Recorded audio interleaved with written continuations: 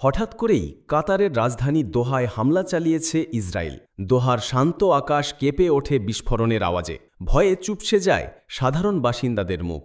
রোববার সন্ধ্যায় ইসরায়েল সামরিক বাহিনী ঘোষণা করল তারা কাতারের রাজধানীতে হামাসের শীর্ষ নেতৃত্বের বিরুদ্ধে নিখুঁত বিমান হামলা চালিয়েছে। গাঁজা নয়, এই অভিযান হয়েছিল মধ্যস্থকারী দেশ কাতারের জমিতে, যা কূটনৈতিক দুনিয়ায় নতুন মাত্রা যোগ করল।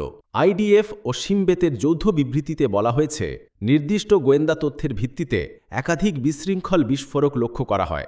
লক্ষ্যবস্তু হিসেবে ছিল হামাসের প্রধান আলোচক খলিল আল হায়ারক সহ দোহার কিছু শীর্ষ নেতা, যারা গত বছর থেকেই দোহায় অবস্থান করছিলেন। প্রত্যক্ষদর্শীরা জানিয়েছেন, বিস্ফোরণের সময় দোহা ফিনান্সিয়াল সিটি এলাকায় ধোঁয়ার কুণ্ডলী এবং লাল দীপশিখা দেখা গেছে।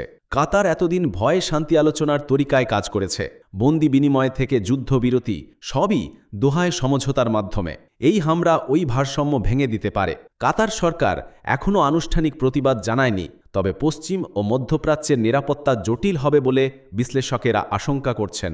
হামাসের মুখপত্র আবু ওবাইদা ফেসবুকে আক্রমণকে রাষ্ট্রপক্ষের নির্দয় তৎপরতা বলে অভিহিত করেছেন। তিনি বলেছেন, এমন অভিযান আমাদের ইচ্ছাশক্তি ভাঙতে পারবে না। হামাসের প্রেস শাখা আল কাসান জোর দিয়ে বলেছে, নিষ্পাপ দোহা আক্রান্ত হলেও আমাদের লক্ষ্য গাঁজায় মুক্তি আন্দোলন চালিয়ে যাওয়া।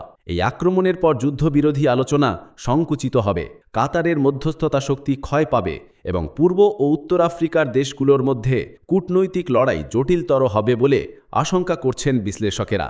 ইসরায়েলের এই নজিরবিহীন পদক্ষেপ কি শুধুমাত্র হামাসের প্রতি আঘাত, নাকি গাঁজায় শান্তির আলোচনাকে চিরতরে স্তব্ধ করে দেবে? এমন প্রশ্নই ঘুরছে সামাজিক যোগাযোগ মাধ্যমে।